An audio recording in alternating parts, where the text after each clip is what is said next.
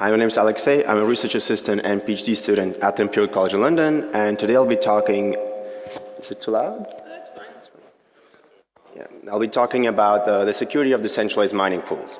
So this talk is kind of a side project of my research. I spend kind of my free time on this.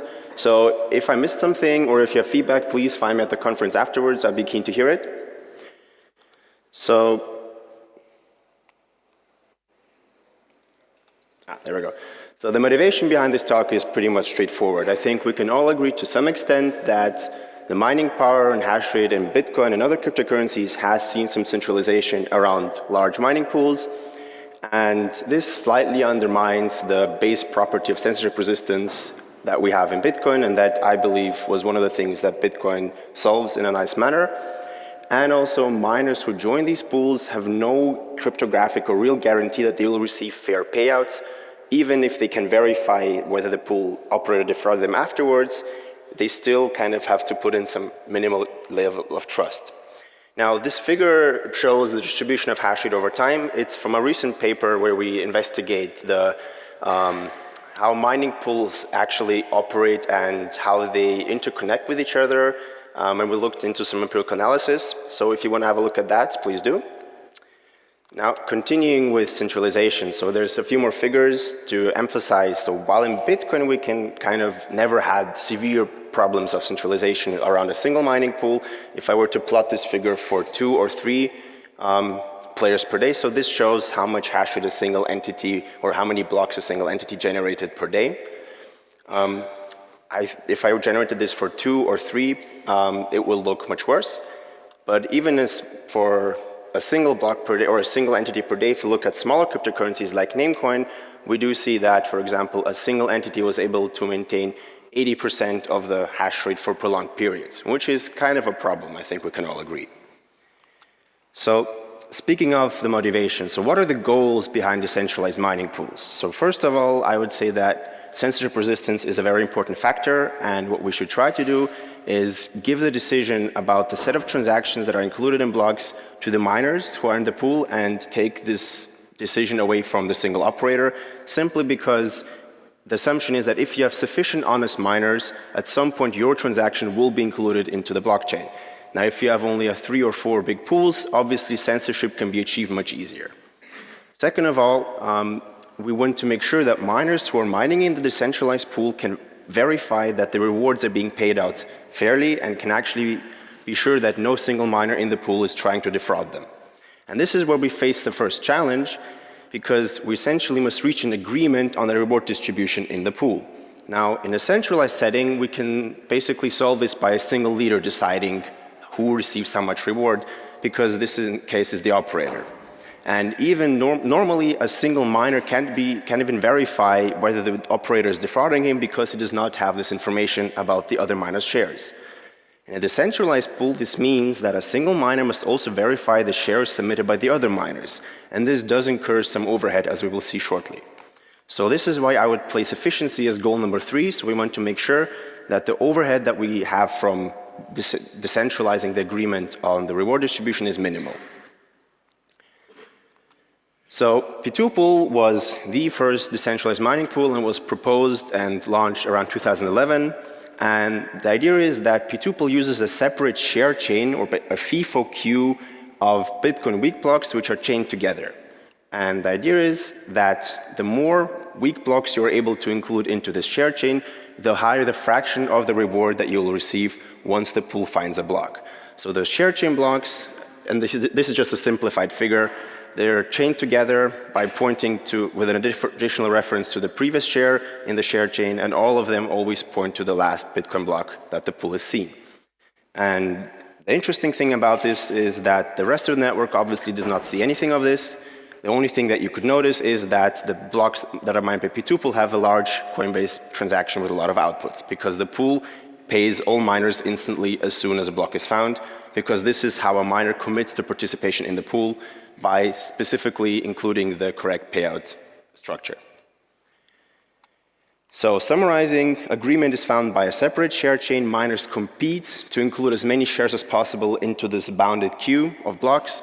The duration of P2 pool was approximately 3 days. So you have a PPLNS scheme where you receive that's basically a fraction of the last, based on the last, the blocks that you include in the last 3 days. So one of the challenges P2Pool is facing, or was facing, was a difficulty adjustment. I'll talk about that in a second, but the idea is that in P2Pool, the difficulty is adjusted based on the overall hash rate of the pool, such that, at least for the version for Bitcoin, the shares are found approximately every 30 seconds. One challenge that we have, however, is that we cannot allow the miners decide which difficulty they choose for the shares, and I'll discuss this in a moment as well. A cool thing that we have in P2Pool, specifically since there's so many different blockchains around there which try to introduce smart contracts as well, P2Pool does not need that. We can launch this in any system. The only requirement is that the block intervals should not be too low, otherwise you may end up with sub-second intervals for the share broadcast and you will run into severe problems because we're actually running the Komodo consensus on the share chain. So let's speak about P2Pool practical challenges. So as mentioned, the difficulty handling is a challenge that we need to solve, and specifically, the share chain must define a minimum difficulty target. Why is that? I, as a miner, would want to include as many shares into the share chain as possible. Now, if I can choose my own difficulty target, I will choose it quite low and then try to spam the share chain with as many shares as possible. And even if we say that heavier blocks outweigh smaller blocks, this would result in a lot of forks happening on the share chain level, which would destabilize the pool and make it not really usable. So we need to define some difficulty target as a minimum. And the naive approach would be to say, okay, why don't we take a static difficulty target, for example, pegged to the Bitcoin difficulty target. So we say, for example, a 10th or a 100th of the Bitcoin difficulty. The problem with this is that you define this at some point, but the structure of your pool may change over time, so you'd have to keep updating this. And essentially, this is a consensus rule of the share chain, so you'd actually have to fork. So what we instead can do, and this is what P2Pool actually implemented, is dynamic difficulty adjustment, just like in the Komodo consensus. That means you look at the amount of shares that were mined for a specific period and then adjust the difficulty based on how many shares you expected. Now, the problem that arises here is quite interesting.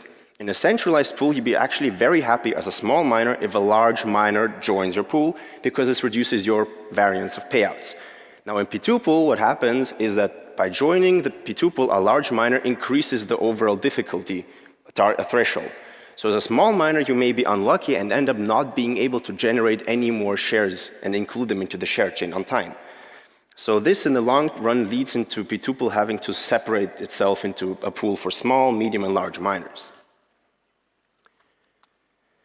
Now, another problem is that by broadcasting the additional shares, we have a significant performance overhead or network overhead because you have to broadcast additional shares every 30 seconds in addition to Bitcoin blocks and transactions. And apparently miners with low bandwidth face some problems with this, and the original P2Pool code imposed a transaction size limit. And if we look at the Bitcoin block size distribution over time, and then we plot P2Pools, we see first of all that the fluctuation of the sizes is quite high, but on average, the P2Pool blocks were smaller than the Bitcoin blocks at that time. And if we take an even closer look, and calculate the 100 block moving average. So if you look at each P2Pool block and look at the 50 blocks before and 50 blocks afterwards, we see that on average, plotted over time, P2Pool blocks only had 61% of the expected block size. And what happened, there was a discussion on GitHub and two networks were created. One for small miners with low network throughput and one for large miners. Now the question is, can we attack P2Pool? And let's recall that P2Pool is running the Komodo consensus just like in Bitcoin for agreement on the rewards. And since not everyone must join P2Pool, it's an optional thing to do, even a small miner who has no real impact on the Bitcoin security can attack P2Pool. So for example, let's assume P2Pool has 10% of the overall Bitcoin hash rate, and then a miner comes along with 6 or even 4%. And what this miner can then do in theory, he could start selfish mining on the share chain level and essentially defraud the P2Pool miners and claim more rewards than he should have, because he would just simply fork out the share chain blocks. Now, obviously, you can try to mitigate this by imposing manual bounds on how many share chain blocks you can fork out, or even P2Pool miners they would really quickly detect that there's an attack going on, and they could try to ban this miner and so on. But in the long run, if someone keeps persisting with this attack, this would lead to P2Pool becoming unusable and people will just leave the pool, which is also bad because I guess there could be some actors who do not want large decentralized mining pools, just theoretically. Now, since the theme of this conference is Bitcoin, breaking Bitcoin, let's see if we can impact Bitcoin security using P2Pool to some extent. Now, let's assume, theoretically, that P2Pool controls 30% of the overall Bitcoin hash rate. And then an attacker comes along who controls 21% of the overall Bitcoin hash rate. So the attacker has more than 50% of P2Pool's hash rate, but together they have a majority of the overall Bitcoin hash rate. Now, and what the attacker can do, he can try to convince P2Pool to join his attack and this way gain a temporal dishonest majority. Now, let's go through this step by step. So the attacker launches a selfish mining or forking attack both on Bitcoin and on the share chain. So in green we have the honest main chain block, in orange we have the P2Pool share chain blocks which are known to P2Pool, and in red we have the attacker's secret chain, and as long as this dotted line is there, that means that the attacker's secret chain is still secret, so he does not broadcast it. So since the attacker has more than 51% of P2Pool's hash rate, he can easily outpace the P2Pool share chain and could override the work of the P2Pool miners. However, in this moment, the attacker keeps this in secret. Eventually, let's assume the attacker finds a main chain block. And he, obviously, for selfish mining, in this case, he would like to continue selfish mining to gain a better position for the longer run.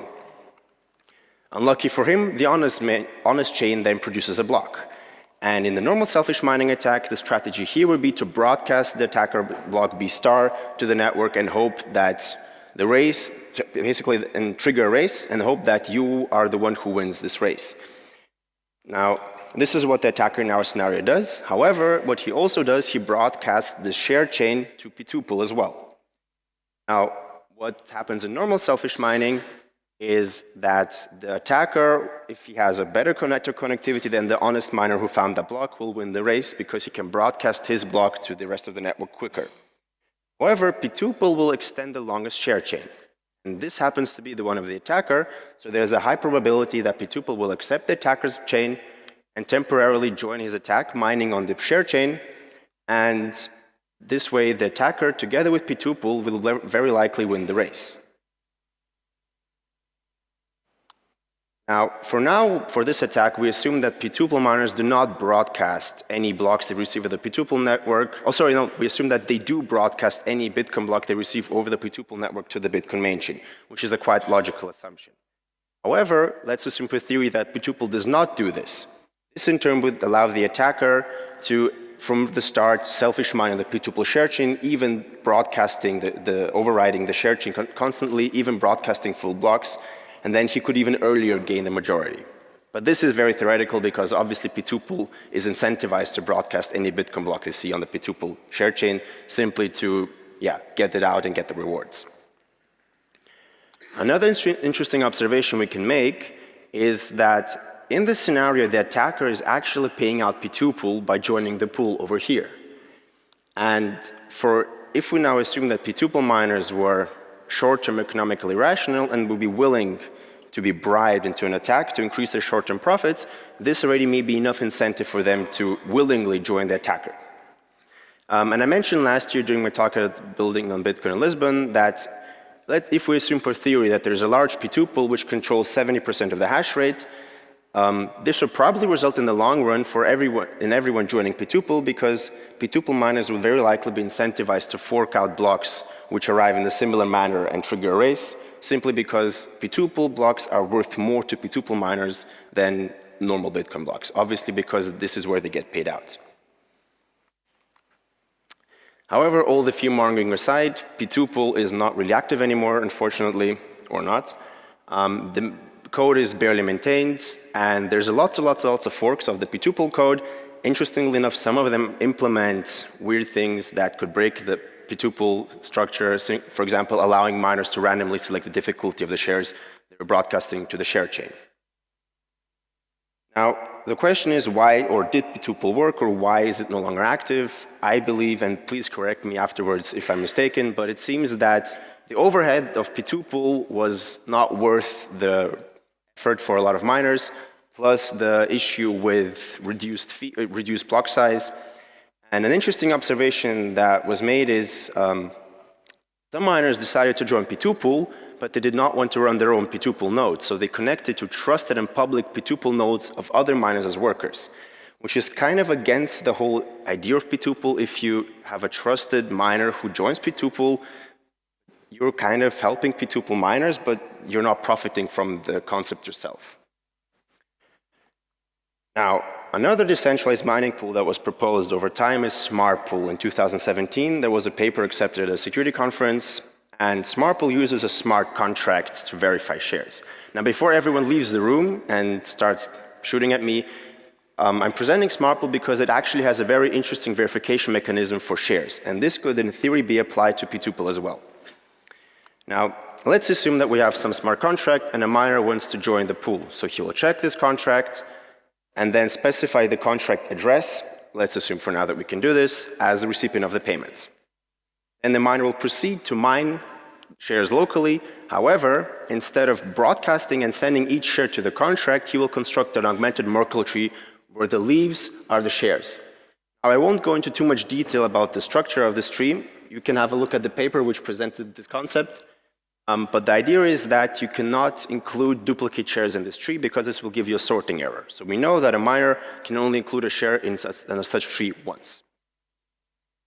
Now, what the miner then does is he broadcasts or he sends the root of this tree to the pool contract, and the contract then tells him, okay, I'll randomly select one or more branches that you need to prove to me. So in this case, the contract tells our miner, well, I want you to prove to me that the share in the leftmost leaf is correct. So what I as a miner have to do, I submit the root, I submit the path to this branch, to this leaf, and then submit the share to the contract. So the contract must only verify a limited number of shares. And the idea is that if you play this game for a longer time, the incentive to misbehave is not there because the expected reward for misbehavior and for honest behavior is the same. Specifically, if I have created a tree which has a lot of valid shares, then a few invalid shares, and I'm trying to minimally increase my reward, the risk that I face of being detected and essentially losing my entire reward because the contract will then reject the entire tree is higher than the gain. And if it's the other way around, if I have a lot of invalid shares and a small number of valid shares, well, the chance that the contract selects specifically the valid share is also very low. So the miner then submits the root and the claim plus the necessary proofs to the contract, and the contract updates the payout information. And then the miner can claim with an on-chain transaction the payment at whatever time he likes. Now, I guess I can skip the summary, but one interesting thing that this does give us is that miners can now select the difficulty of their shares themselves and simply specify this when submitting the claim. And then the contract can adjust the calculation based on the difficulty of the shares the miner was generating. Now, the challenge obviously here is that you need a smart contract for this, which is kind of a big minus, and we need a bias-resistant random seed as well, which we can sample from the block headers, but we know that this is to some extent also biasable by miners.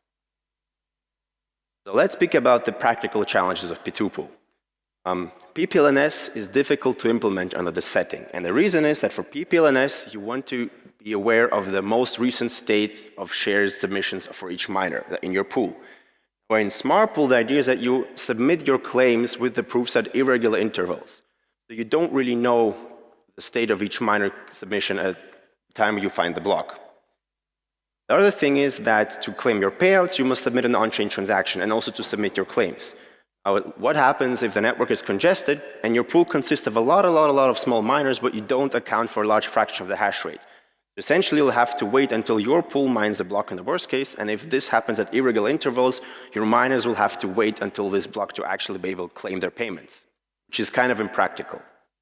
And obviously, one question that a lot of you are probably asking yourselves, well, how is this applicable to Bitcoin? The paper, the authors propose a scheme how you could verify Bitcoin's proof of work in Ethereum. The question, however, that arises is how do you make the payments cross-chain? I shall not comment on that. I guess there are ways, but this is outside of this talk. Now, speaking of security, so SmartPool cannot, the smart contract of SmartPool cannot verify transaction validity simply because it is too expensive. Now, this means that I, as a large miner, can come along and submit blocks that are otherwise valid, but they have invalid transactions. And this way, launch an undetected block withholding attack And even if someone does accuse me, I can say, well, look, these are the blocks I submitted. I'm innocent. And then you'd actually have to look through the transactions and find the invalid one. But if I never give you the invalid transaction, which only I have, well, yeah. And then furthermore, fork handling is not really discussed in the paper. And the thing is that since, compared to P2Pool, where in P2Pool we keep submitting the shares after each block and you reference the previous block. In SmartPool, since the submissions happen at irregular intervals, it can happen that there are multiple blocks have been found in between my two submissions.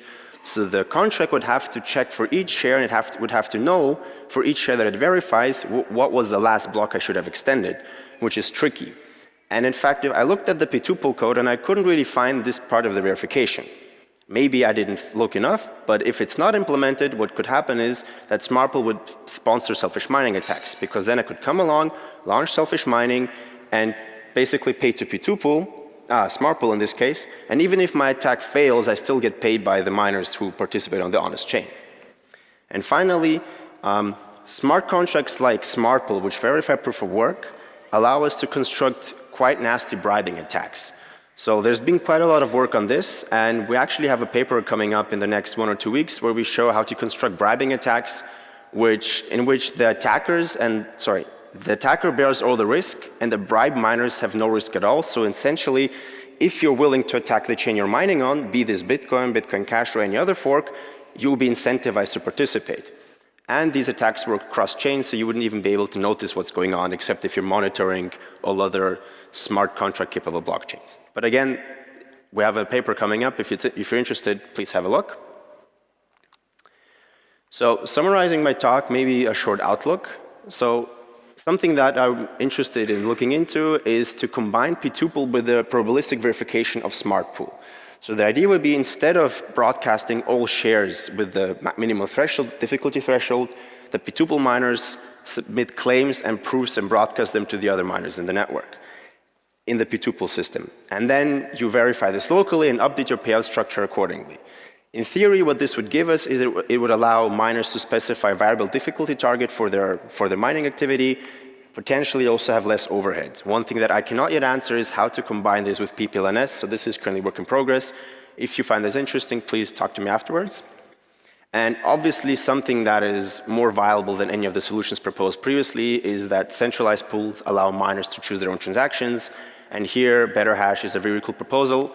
I did not mention this in this talk because I believe Matt Corello is the person to ask about this, but yeah, so thanks a lot. If you have any questions.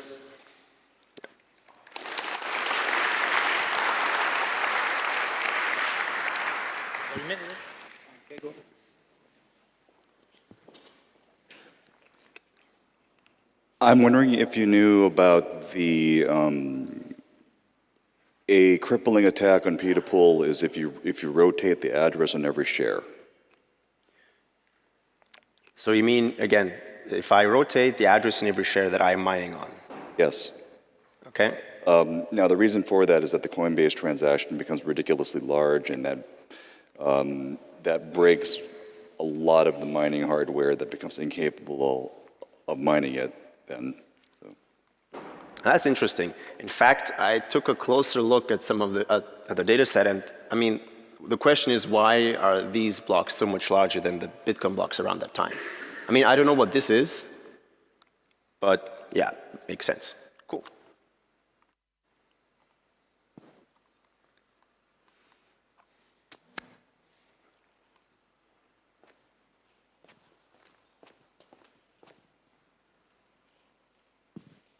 Hey, in the end, you briefly mentioned BetterHash, but I was just wondering whether you digged into the security aspect of BetterHash?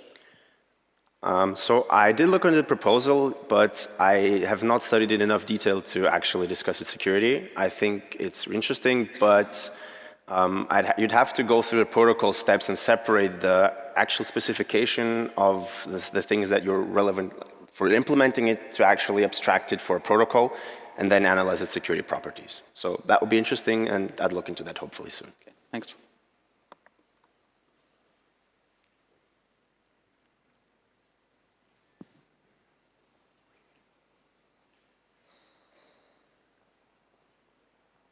I can also recommend talking to Bob McElrath about his braid pool idea. But, yeah. Yeah, I've heard about that, but I mean, I know there's an IRC channel, but I was looking for a paper, but I have not yet found anything. So if I missed this, please let me know. Yeah. Okay, I guess I'm finished. Thanks a lot for your attention. Yeah.